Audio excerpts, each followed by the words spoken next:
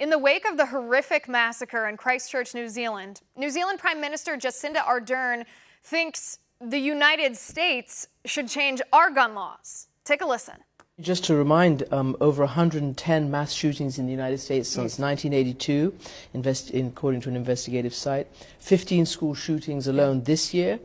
It's a really difficult topic to grapple. You can draw a line and say that that does not mean that you need access to military-style semi-automatic weapons and assault rifles. You do not. And New Zealanders, by and large, absolutely agreed with that position. Australia experienced a massacre and changed their laws. New Zealand had its experience and changed its laws. To be honest with you, I do not understand the United States.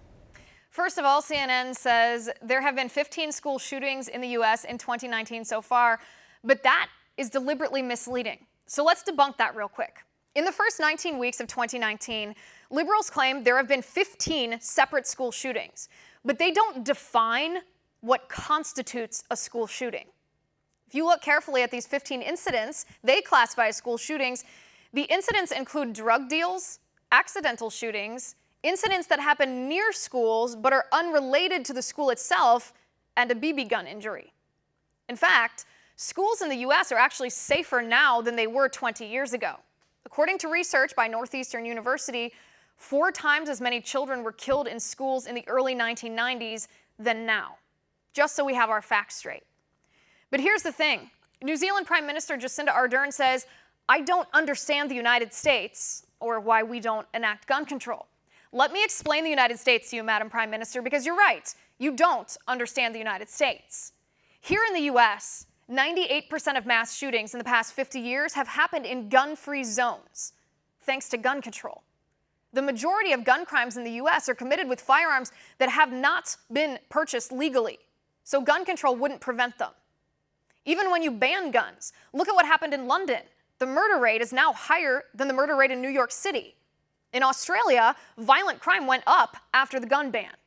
In cities here in America with higher rates of legal gun ownership, the rate of violent crime goes down.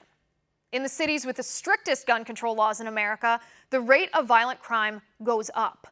In Texas, actually, concealed carry permit holders are more law-abiding than police officers.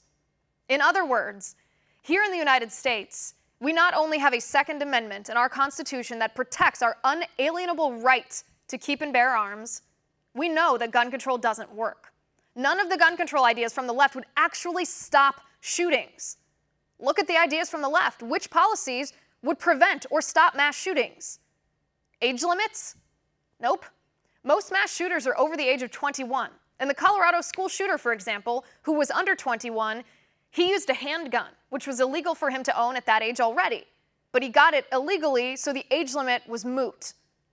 What about AR-15 bans? Nope, that wouldn't work either. Only 2.5% of homicides overall in the U.S. every year are committed with rifles, and AR-15s are just a subset of rifles. There are tens of millions of legally owned AR-15s in the U.S., so what percent are used for crime? A fraction of a percent.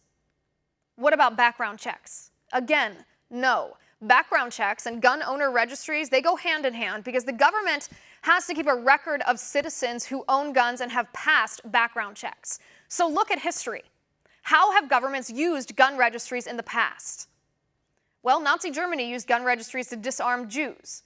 Canada discontinued their registry recently because the cost was outrageous. They couldn't afford it. They had to use money that could have been used by law enforcement to actually keep people safe. So they ditched it.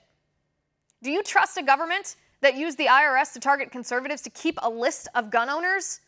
I don't. What about waiting periods? Again, wouldn't work. What good is a waiting period if the vast majority of gun crimes are committed with firearms obtained illegally?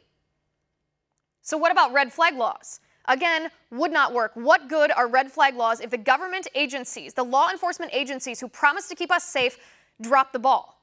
Like the FBI and the Broward County Sheriff's Office in Parkland, Florida, the U.S. Air Force in Sutherland Springs. And then when the agencies fail, none of the agencies are ever held accountable or reformed.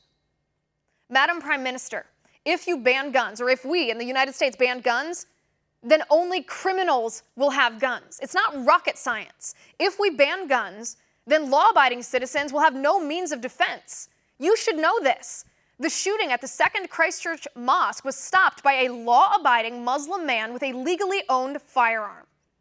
Imagine if that Muslim man hadn't been armed. Imagine if he had no means to defend himself. Madam Prime Minister, you're right when you say you don't understand the United States, because we in the United States, we would never let that happen here. And that's my final point.